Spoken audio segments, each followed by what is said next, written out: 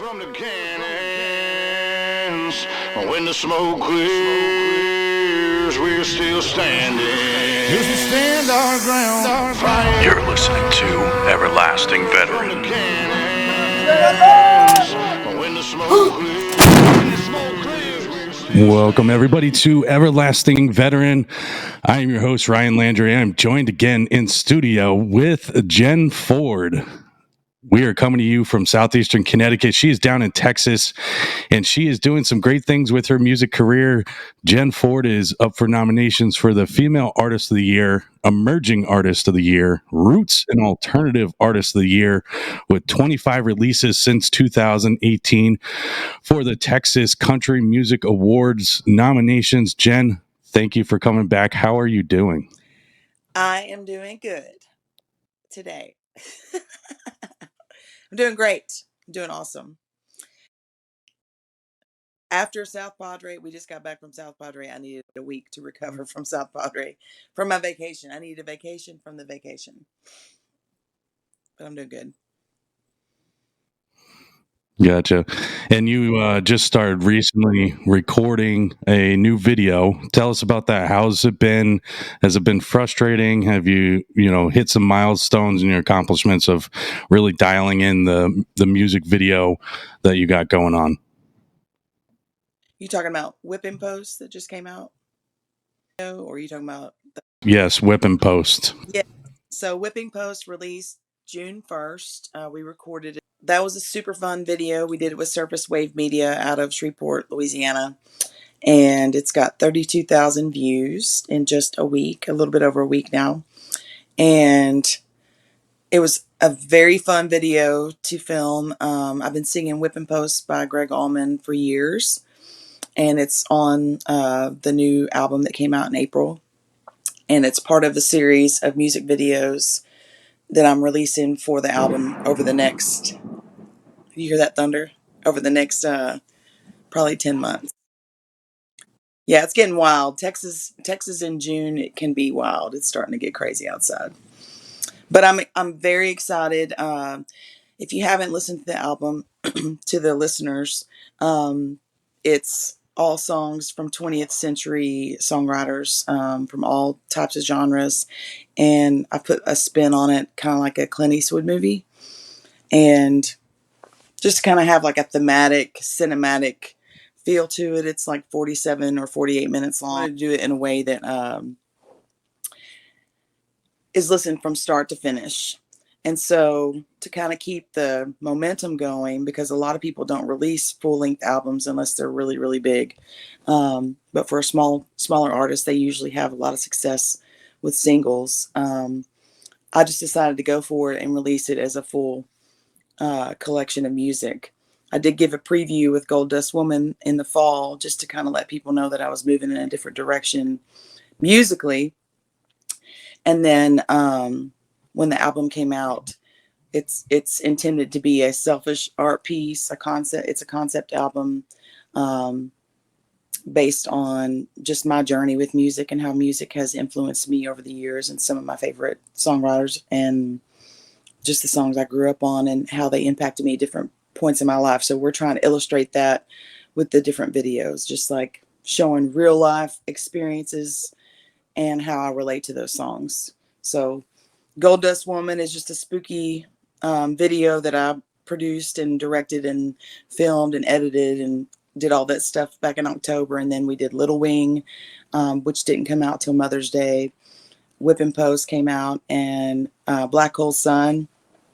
That was a cool video that we did and released early on, but that's actually sort of the hidden track on the album because it kind of is way different than anything else on the album sonically and also image-wise because it's super creepy and a lot of people wouldn't expect me to sing that song, but I love Chris Cornell and that's such an iconic song from my youth that I wanted to do it. So the next video that we are recording is Nutshell, and the concept behind that is veteran based, and we're kind of going to touch on some of the mental health issues and the struggles that veterans have, hopefully through imagery. And I got a friend of mine that is actually still serving in the military. I don't know if he wants his name out there, but he's still in the service as a recruiter, and he's great friends of mine. And woo, So Jen Ford's going through a storm right now. yeah, the lights are going I feel out. like it's probably your music hitting the country right now. It's just taking everybody by storm. Well, I mean, I don't know why my iPad went off because it's not plugged into anything. So that's crazy. But anyway, we're super excited about it. We've already started storyboarding everything, and I have an artistic mind and a writer mind and a director mind, and so I collaborate with Josh from Surface Wave Media, and we kind of put together the concept and then roll with it. And then I just trust him to make the right edits to tell the story, and then that's it. He's really good at putting together my ideas and capturing everything on screen. You're doing a great job, and I applaud all your efforts of putting your music out there.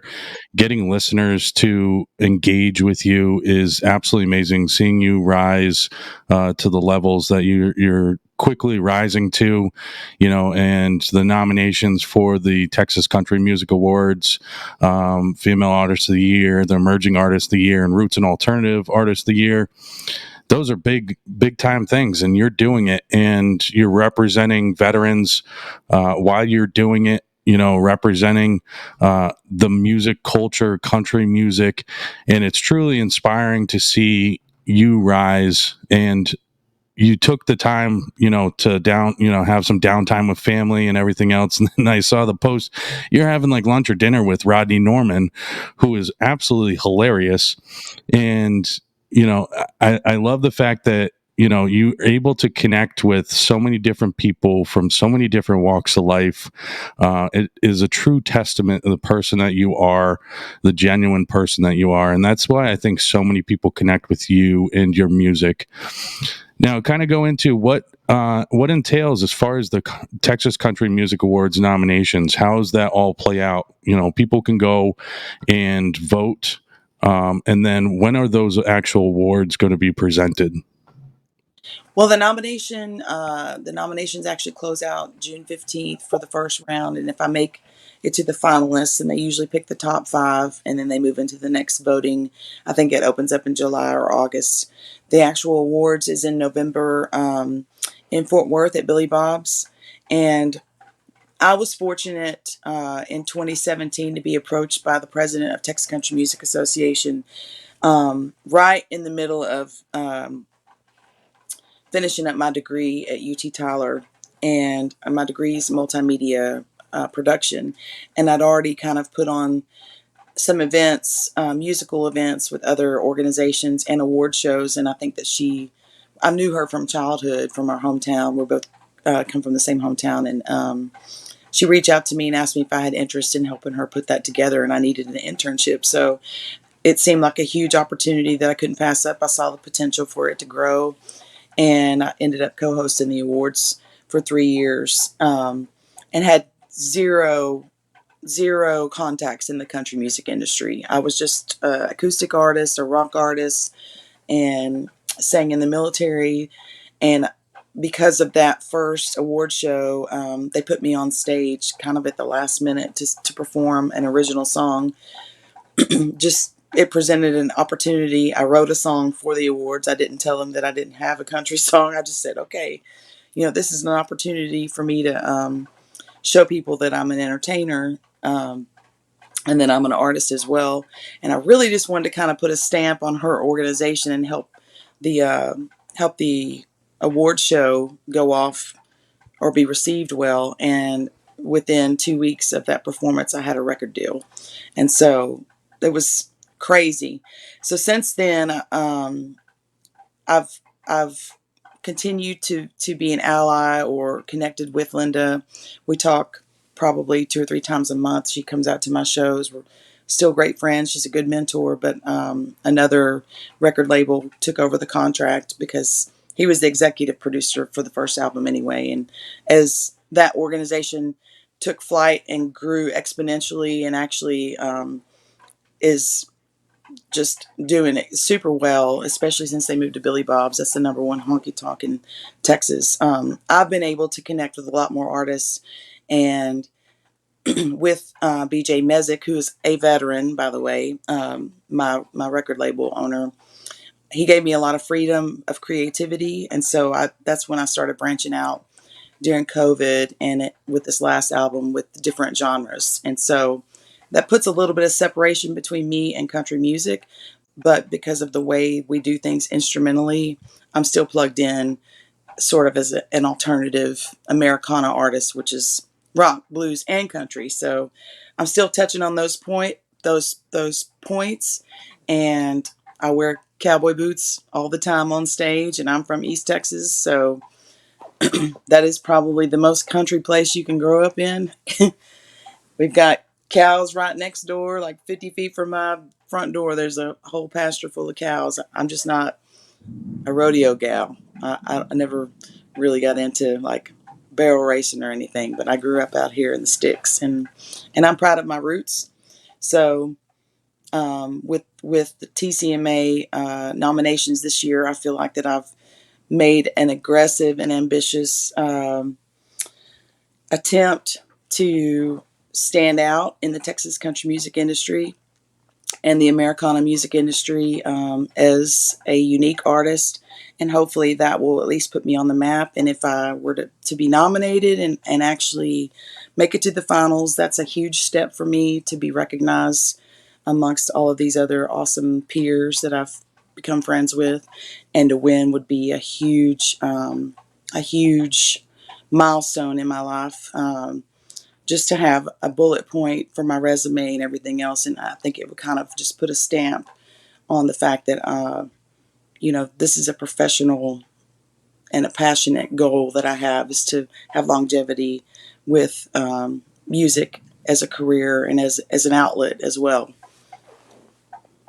Right. That's absolutely excellent.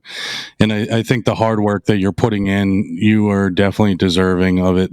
And the amount of work that you put in to represent country music, the music that you feel with the alternative side to it as well, blues, and you're putting your own spin on it. It's very commendable, and it shows that the artist that you want to be and you are representing veterans is the biggest thing. That's why I had you come on again, because you do a great job. It's being an advocate for veterans, pushing forward, being the best version of themselves, because you're doing it yourself and you're doing great and big things down in Texas and across the country, and also in India. You have a pretty decent following, weirdly, in India recently. of people that I did not know would love your music, and the wedding proposals and everything else that you get from social media. It's absolutely kind of hilarious. It's ridiculous. The fact that you communicate back with them too. So my husband, Eric, has always tried to kind of be in the wings. He doesn't really want to be on social media. He's like, you're the show. Excuse me. You're the show. You're the face. You need to be out there. You don't have to, we're secure in our relationship. He's okay if people come up and talk to me. He thinks it's funny when men come and hit on me at the shows, which is not super often like it was before, but online, it's gone nuts. And I'm about to be 45 years old. So like, I'm not a spring chicken by any means. I have grown children and I've been married 3 times. So like, I don't hide any of that, because I feel like that gives some authenticity to say, look, I'm not trying to sell myself as a Kardashian. Okay. I'm not a Kardashian. I'm more like the Ric Flair, Dolly Parton / Johnny Cash version of country music, with the bleached blonde hair and the spray tan.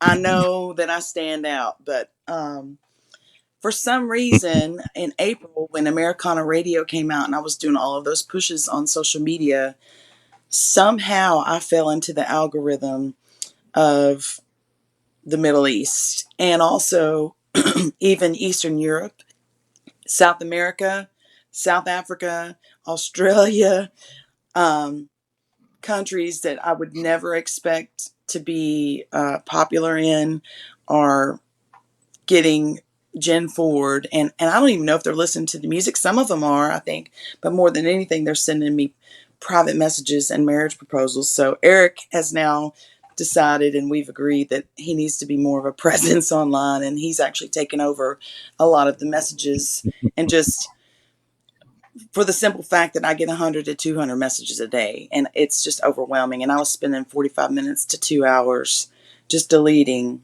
messages and images, and like some of them are genuine, but if they're not trying to book a show with Jen Ford or order any merchandise, then you don't need to be sending me private messages and marriage proposals, professing your undying love for this Right. Texas girl that's not going to move anytime soon out of Texas. You are becoming a global sensation in countries you never thought would hear your music or know that the Woman in Black existed. Well, and I have blocked so many accounts, but at the same time, I'm like, well, like back to the Kim Kardashian thing. Does she care? Does she care who follows her? No, she doesn't care. She wants everybody to follow her. So there's some that I will go in and deliberately tell that they are spam accounts that I immediately try to remove, or that are bots, especially if they're female and they're posting pictures provocatively and they're just fishing around on my social media for fans and sending out nasty stuff. So I don't want them on my page, but I can't control everything. And I just try to keep putting out content that brands me as a positive influence. I say clearly that I'm a veteran. I say clearly that I'm married, that I have children, and I keep putting out the music. And I figure that the ones that are really genuine and actually do care about the music, they'll stick around. But I posted a live video that's like a minute and a half long when we first got to South Padre, just of our accommodations. Like we had a really nice condo, and it's got almost 200,000 views. And it's ridiculous. It's nothing. It's just me showing the apartment. And that's my viral video right now that is ridiculous. And I've got all of these other music videos that are out, and Whip and Post has 32,000 views as of yesterday, which is awesome. But I spent so much more time putting together the music and the actual visuals together for that, like weeks and months. And one little passing video of me just like, hi, I'm at the beach is going viral, and I don't even understand. I don't even know how all of that comes into fruition. I don't understand Facebook when it comes to that. I'll put out stuff that is really cool graphics in my pictures, and I'll get maybe 5 likes, and then I'll put out a random photo of me in the car. Those are the great. I get tons of reactions from me in the car, like going to the grocery store, and they're like, "Oh my God, she's so beautiful," and I'm like, "No, this is stupid. It's so dumb to me." But whatever, whatever. Yeah, and I think sometimes that, I mean, you and I both know that. I mean, we try to put stuff out to promote what we're doing, but at the same time, like, it kind of gives us again to realize that sometimes people just want to see our everyday life or what we're doing, not always just a promotion of the product we're putting out. And maybe they're connecting with you more on a personal level in that aspect, because you're putting those posts out and being vulnerable to show your everyday life as well. That may be the case. I don't know. I still haven't figured out the whole algorithm thing for Facebook either. Um, Even when I follow other people that, like say Rodney, um, or I follow a lot of comedians. When I see their everyday life, then it makes me feel like I know them better, because so I get that. I get that connection. And when I went to his show on Sunday, because I got invited to go to his show Sunday, I got to spend time with him for lunch before. He's super personable, super nice. No, he doesn't always act like that. Like he's not always in character. Very gracious. His wife is super nice. And when he walked on stage, it's just like people were so in awe of this person they've been following for months, years, however long they've been following, at how he connects with the crowd and is able to channel the positivity that he's trying to put across. He doesn't drink, he doesn't smoke, he doesn't, he doesn't smoke the devil's lettuce or any of that. He's just super real. Whether he's in character or out of character, he's just a real person and is very intelligently able to tell a story that is still fun to watch and laugh at. Like it's smart comedy. It's like Monty Python level comedy. It's very just simple, stripped down, goofy, but at the same time very smart. So I really love him, and he's a Yeah. veteran, by the way. I don't know if you knew that he's a Marine Corps vet. I think that's Yeah. how Yeah. He's a Marine Corps veteran, I believe. yeah, and we got to talk about that a little bit. Yep. Yeah. He was at 29 Palms in San Diego, and then um, he married his wife after he went to Japan, and then he went to Camp Lejeune, where that's where I was born. My dad was at Camp Lejeune when he was in the Marine Corps, so there were so many different ways that we were able to kind of like, oh yeah, me too, and I got it. And then they have 5 kids, and I've got 2 kids, 4 if you count the Brady Bunch that we have, and um, just super easy. It's fun when you meet people that meet you where you are, and we're all just really the same when it comes down to it. Everybody's just trying to live their life and get the most out of it because tomorrow's not promised. And I like his message by saying, like, it's not even worth it to worry about things that you can't control.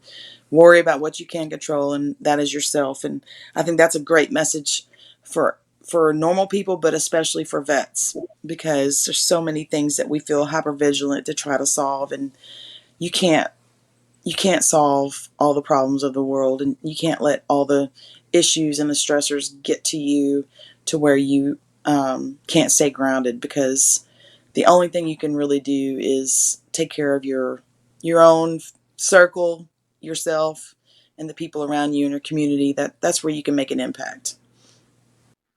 Yeah, absolutely. I had a similar conversation with a friend a few days ago, and I said there's many variables in life, ones you can control and ones you can't control. And, the variables that you can control, if it's not working, you can change those. But the other ones, you just have to learn to how to adapt and overcome, or maybe you have to delete those variables out of your life if it's so negative and pulling you down. It's a really good message that Rodney puts out. And I'm so glad that I was able to connect with him, and he's going to be coming on Everlasting Veteran at some point.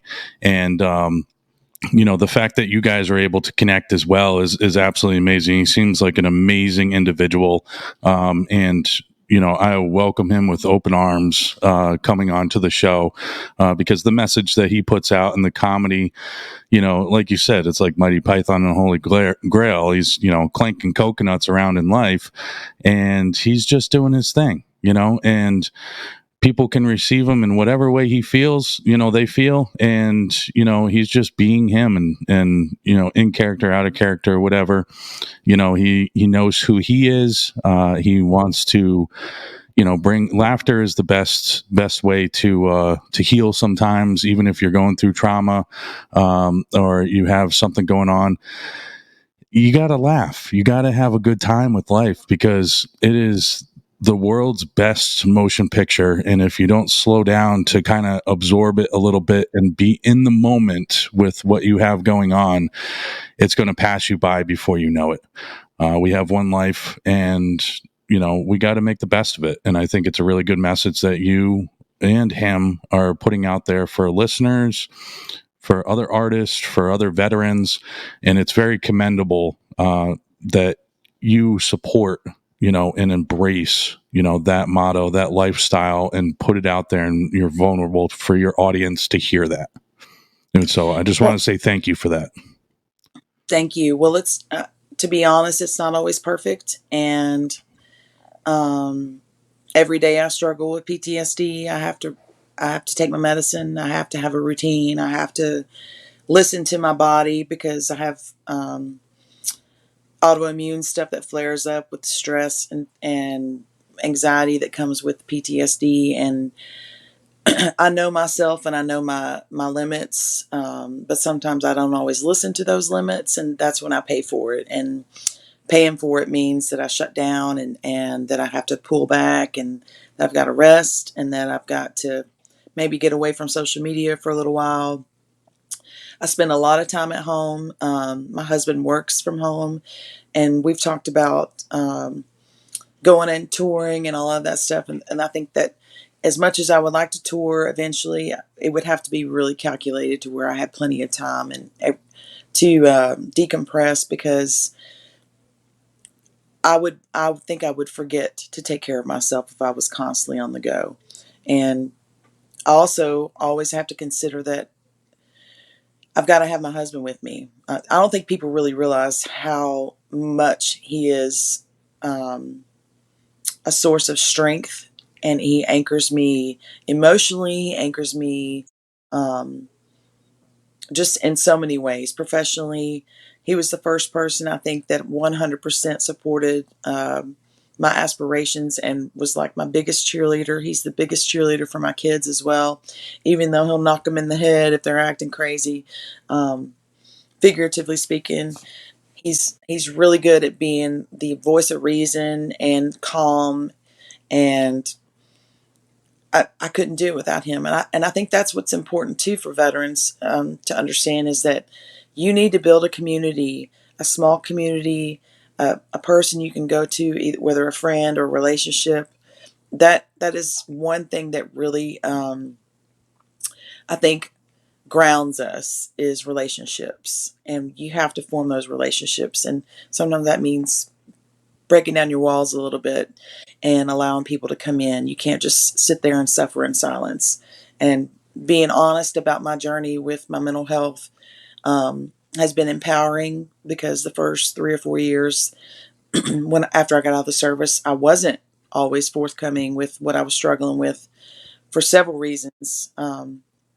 I had small children, and I didn't want to be considered unfit as a mother, and I took great care of them, and everything was fine, but it was a struggle. It was a big time struggle, and that's why I sought out care and went to the doctors and asked for help and showed that I was struggling. And I think that's a hard thing for male veterans to do, and even female veterans to do, for the same issues and the same reasons that I struggled, is because after years of being the most powerful version of yourself, physically and mentally tough in the military, when you get out and make that transition, um, it's unpredictable.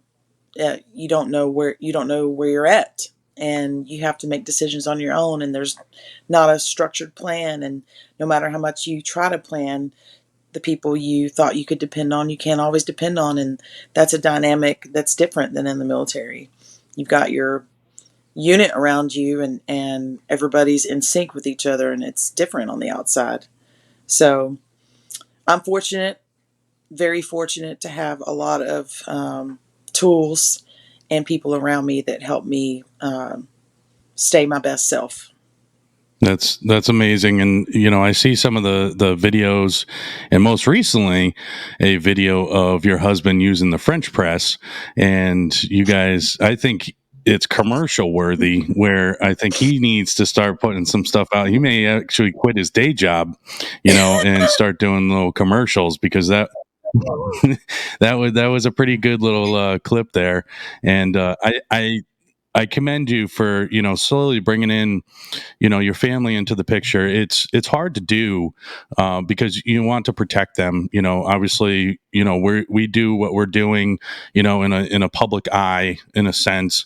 And we do want to have that personal side to it, but we don't know how much to put in sometimes, because we don't want our family to get hurt. At the same time, we're trying to like shield them from some of the negative stuff that we may see throughout the time as we push forward. But you're doing a great job. And your husband needs to be commended for the amount of support that he's given you and jumping in some videos and stuff like that. It really shows, the strong bond and family connection that you've created, and it gives that personal side to everything that you're doing. So I know I do. I appreciate it. It lets everybody in a little bit to get to know you, get to know your family, what you're all about. And it's a little snippets here and there. We don't have to, always see when you go to Walmart with the kids, but those are funny videos as well. Well, yes, you commented on that a little bit before we started the show. My sons are about to be 17 and 20, and they're big time football lovers and football players. And my oldest son is actually a musician as well. But I did try to kind of keep them away from the public eye in the beginning because they were younger. And so I separated like profiles. I had my business profile, and then I've got my personal profile where it's mostly friends and family. And I would post pictures of them all the time. But as they've gotten older, when one of them graduates or does something really cool, I want to show that. I want a lot of people to see it. I want a lot of people to see my kid getting a trophy or getting accolades or getting a scholarship or whatever. But it's always funny because when I try to be serious, they're trying to be goofy. And I know they get that from me. And so that particular little snippet of us at Walmart, that's my jokester oldest son. He's a goofball. He's the ham of the house. And it's always ridiculous when we get together. It's always going to be goofy. I've got videos of them when they were little, always at Walmart in the toy section, hamming it up, being goofy, and I love that about them, that they've got some of that easygoing spontaneity in their life, and I think they got that from me for sure. Very nice, very nice.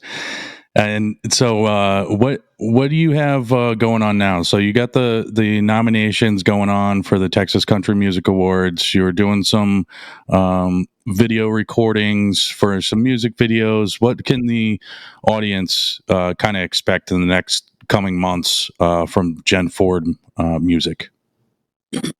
Well, we have a big show, a couple big shows coming up in the next few days. We're actually going to be playing at the Music City Texas Theater, which used to be Don Henley's theater in Linden, Texas, and that's iconic, I think, because several major artists have played there, and we're going to be playing there on Saturday.